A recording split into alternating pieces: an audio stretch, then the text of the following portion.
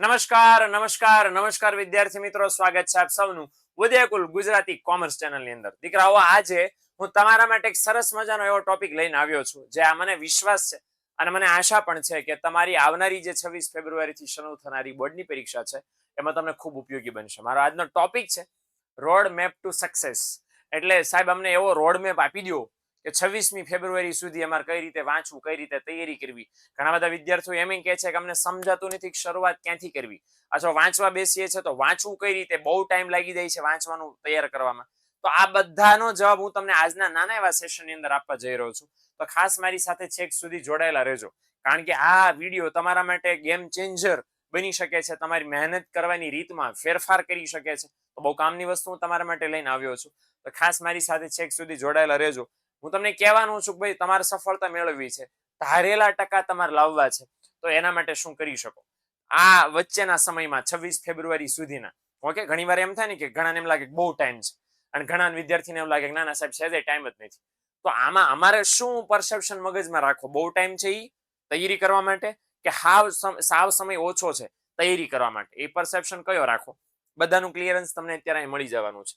સૌથી પહેલી વાત એ દીકરાઓ, 100% તમારે તૈયારી કરવી છે તો થોડીક વસ્તુ બાય ડિફોલ્ટ મગજમાં નાખી દેવી પડશે. ઓકે, કે તમારી બોર્ડની 70% તૈયારી, કેટલા ટકા? 70% તૈયારી થવાની છે તમારી ટેક્સ્ટ બુકમાંથી, પાઠ્યપુસ્તકમાંથી.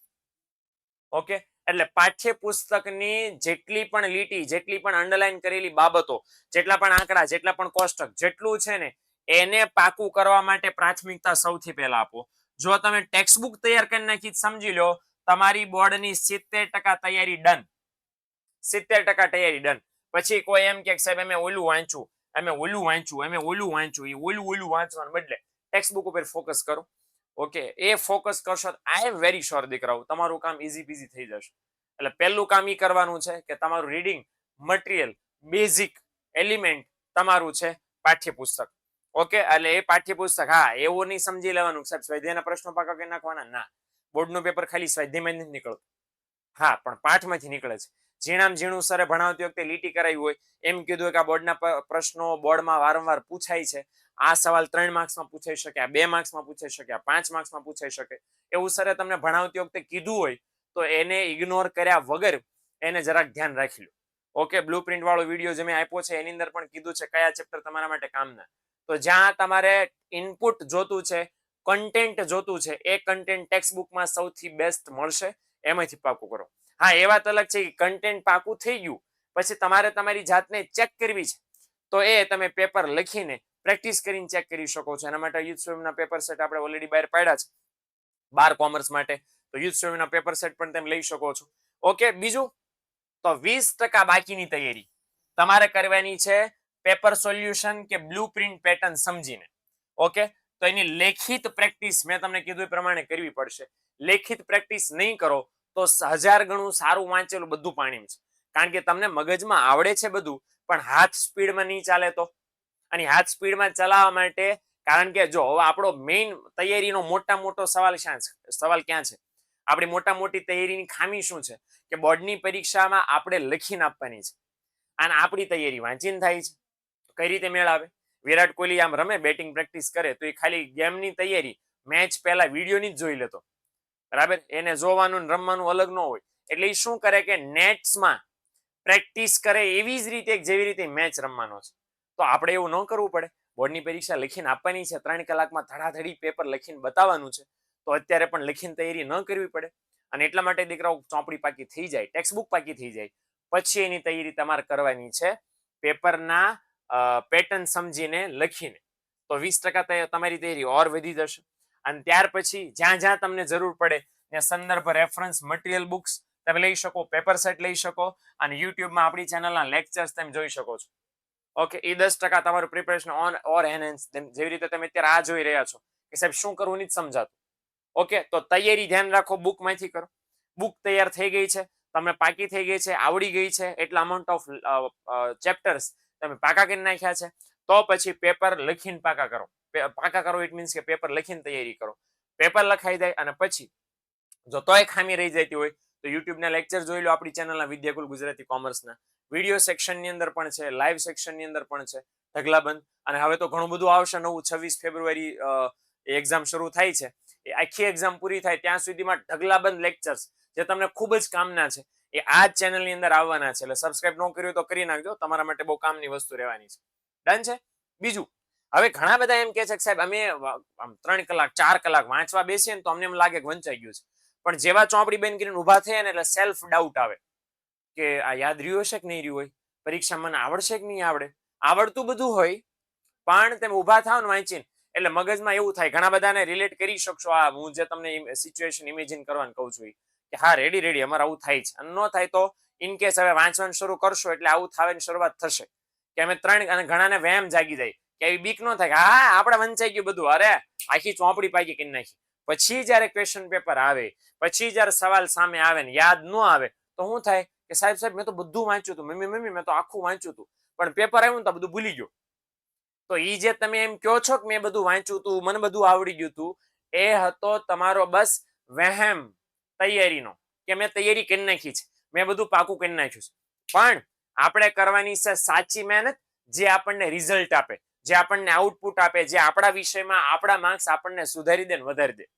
એના માટે શું શું નથી કરવાનું, બરાબર, શું શું ખોટું. દાખલા તરીકે આવી રીતે આ વાંચો છો તમે સરસ મજાના બેઠા સોફા ઉપર લાંબા થઈને, તો એક વસ્તુ એ છે કે એને નિષ્ક્રિય વાંચન કહેવાય, પેસિવ સ્ટડી કહેવાય, પેસિવ રીડિંગ કહેવાય, કે જેમાં માત્ર ને માત્ર હાઇલાઇટ કરેલી લીટીઓ જ વાંચો. ભાઈ ના અમે તો બસ હાઇલાઇટ કરેલું વાંચીએ એટલે અમને તો આખું ચેપ્ટર આવડી જાય, બરાબર નહીં. ડિટેલમાં વાંચો, આખું વાંચો. બીજું, બરાબર મૂવી જોતા હોય અમે શાંતિથી ઇયરફોન નાખી અને પોપકોર્ન ખાતા બરાબર આપણી ચેનલના લેક્ચર એવા નથી પોપકોર્ન ખાતા જોઈજો મોજ કરતા નોટ અને પેન લઈને ફોકસ સ્ટડી માટે બેસો.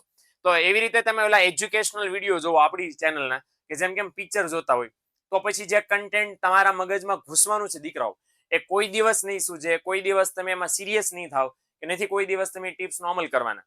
એટલા માટે આ ટાળવું જોઈએ. બીજું કે આ તમને સાહેબ આવડે, મને એવું થતું 10મા ધોરણમાં હતો ત્યારે મારી મમ્મી કે બેટા વાંચને ખાલી વિજ્ઞાન આવડે, અરે હા એ તો મને આવડે જ છે, એ હું વાંચવાની જરૂર છે. પછી ચોપડી હાથમાં લઈને મોઢે પાકું કરવા પૂછે કે બોલતો આ બસ આ જ નથી આવડતું, બસ આ પાકું કરવાનું બાકી રહી ગયું છે, પણ આ મારા સાહેબે ના પાડી પરીક્ષામાં નથી પૂછાવાનું. આવા બાના કાઢીએ આપણે, નથી આવડતું એટલા માટે. એટલે એમ કે મગજમાં જ કાઢી નાખો કે મને બધું આવડે છે, એવું રાખો કે મને નથી આવડતું એટલે હું આ પાકું કરી નાખું. અને જો તમને એવી હવા જાગે કે મને આવડી ગયું છે, મોઢે લખી નાખો એકવાર, પાણીનું પાણી થઈ જશે, હે ને. એટલે આ વસ્તુ ટાળવાની છે. વાંચવાનું નાટક સાદી ભાષામાં બંધ કરી દેવાનું છે. 4 કલાક વાંચવાનું નાટક કરશો, મગજમાં કેટલું ઉતર્યું. તમારા નાટકો છે ને એ પરીક્ષામાં એક્સપોઝ થઈ જશે બધા, કારણ કે પેપર કોઈની શરમ નથી રાખવાનું. ત્યાં તમારા નાટક રિઝલ્ટમાં નાટક ન હોય ને, નાટક તો તૈયારીમાં કરી શકો, પણ એ તૈયારીમાં કરેલા નાટકો પરીક્ષામાં બહુ નડશે. એટલે વાંચવા નાટક રવા દેજો. તમારો પરિવાર તમને જોયો, ઓહો મારો દીકરો બહુ વાંચે છે, પણ દીકરો ખાલી દેખાડો કરતો હોય, દેખાડાનું કોઈ રિઝલ્ટ સારું ક્યાંય આવશે નહીં. 4 કલાક ઊંધા માથે કરશો તો સીધી વાત છે ને 4 કલાક દેખાડો કરવો એના કરતા બેટર છે 4 કલાક વાંચી લો મસ્ત મજાનું, જેનું રિઝલ્ટ તમને બેસ્ટ મળે દીકરાઓ, એ વધારે બેનિફિશિયલ છે ને તમારા માટે. તો એટલા માટે ખોટો વહેમ મગજમાં પાળવાને બદલે સાચી મહેનત કરવાની છે. શું કે એક વખત વાંચી લીધું તમે ડિટેલમાં એટલે ચોપડી બંધ કરી દો. લખવાની જેને કંટાળો આળસ આવે છે, આંખો બંધ કરીને જોઈ લો કે આ ચેપ્ટરમાં વાંચ્યું અને કેટલા પોઈન્ટ્સ મને આવડે છે. 3 પોઈન્ટ હતા, 3 એના ટાઇટલ શું હતા, એની મેઇન હાઇલાઇટ શું હતી, મોરિસ ડેવિસ મોરિસ પીક્યુએલઆઈમાં આવ્યા કે ન આવ્યા, એડીએમાં યુએનડીપી ફૂલ ફોર્મ શું મેં વાંચ્યું, નોર્વેનો માનવ વિકાસાંક કેટલો, જો તમે વાંચો છો તો. એટલે આવું કરશો ને તો તમને યાદ કરવાની મગજને ટેવ પડશે, કે વાંચેલું રિકોલ કરવાની મગજને ટેવ પડશે. એટલે અને બીજું કે તમને એ પણ ખબર પડી જશે કે જે હું હમણાં અડધી કલાક બેઠો એ મને મગજમાં યાદ રહ્યું કે ન રહ્યું, એનું સીધી ટેસ્ટ તમને થઈ જશે. અને હું તો એમ કહું છું કે આંખો બંધ કરીને યાદ કરવા કરતા બેટર ઓપ્શન શું છે, નોટ કોરી નોટ રાખો, પેન સાથે લઈને બેસો. જેવું અડધી કલાક થઈ ગઈ એટલે અડધી કલાક થયા પછી તરત જ મોટા એના ટોપિક્સ કે મોટા શબ્દો એના મોઢે લખી નાખો, બાકીનું બોલી જાઓ. એટલે તમને આઈડિયા આવે કે જે મેં અડધી કલાક કે પોણી કલાક વાંચ્યું એ મને હકીકતમાં કેટલું યાદ રહ્યું છે. આવી રીતે કરતા જાઓ. 4 કલાક વાંચીને એક પાનું પાકું કરવું એના કરતા અડધી કલાકમાં એક ટૂંક નોંધ પાકી કરવી સારી, જે તમને લાંબા ટાઈમ સુધી યાદ તો રહેશે. એટલે આ દર અડધી કલાકે કરી નાખો. 3 કલાક વાંચ્યા પછી 3 કલાકનું એક સાથે પાકું ન થાય, એ 3 કલાકનું એક સાથે રિવિઝન ન થાય. એટલે દર અડધી કલાકે વંચાઈ ગયું એટલે અડધી કલાક પછી 31 થી 35મી મિનિટમાં 5 મિનિટ તમારા કરવાનું. છેલ્લી અડધી કલાકમાં શું વાંચ્યું, ખાલી નોટ ડાઉન કરી લો, મેઇન ટોપિક્સ ટપકાવી લો, આ થઈ શકશે. ઓકે.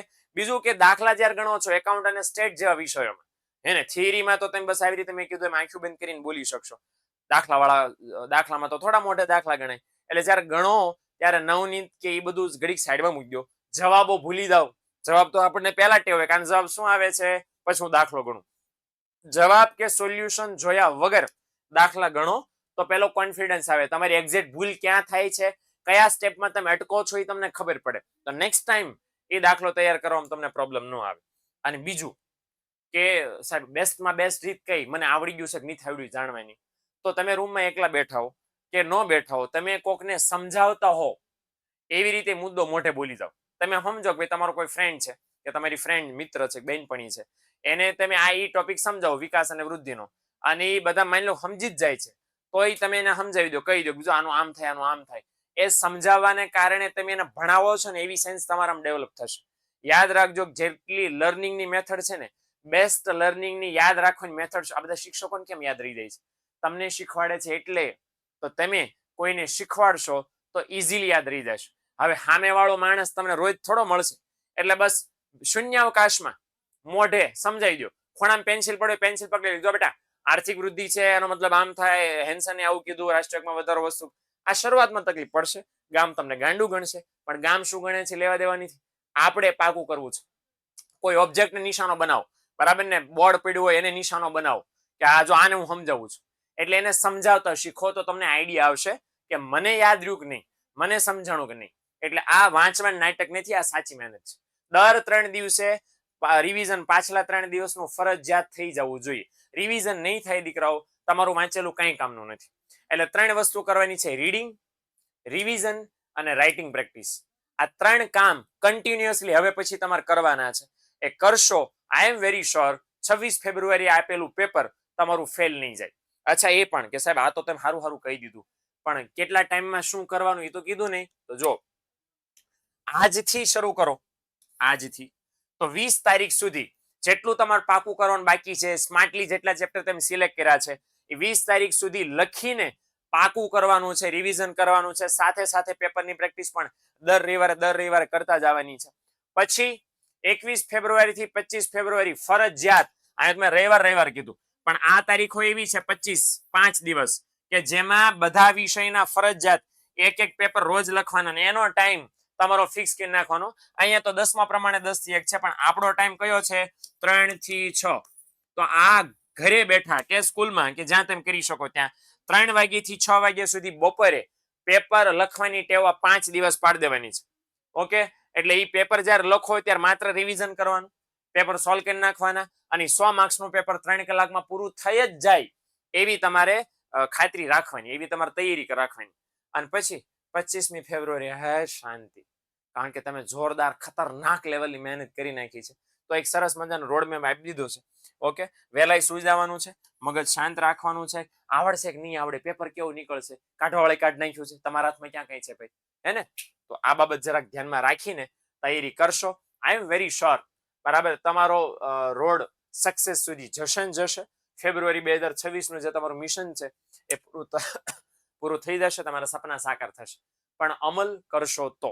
તો આજના સેશનમાં બહુ બધા ઇમ્પોર્ટન્ટ ટોપિક્સ ઉપર આપણે વાત કરી છે, અમલમાં મૂકજો. ગમે તો વિડીયોને લાઈક કરજો, કોમેન્ટ કરજો કે કયા કયા ટોપિક્સ ઉપર મારે તમને વિડીયો આપવા જોઈએ કે જેથી તમને ફાયદો થાય, તો એ પણ હું એના ઉપર વિડીયો લાવવાની કોશિશ કરીશ. અને બીજું દીકરાઓ, પ્રોમિસ તમે તમારી જાતને મમ્મી પપ્પાને કરજો કે આ પરીક્ષામાં હું સારામાં સારા માર્ક્સ લાવીશ, એના માટે સારામાં સારી મહેનત કરીશ. ઓકે, વિડીયો ગમ્યો હોય તો શેર કરજો. મળીએ મિત્રો નેક્સ્ટ લેક્ચરની અંદર, નેક્સ્ટ વિડીયોની અંદર. ત્યાં સુધી આવજો.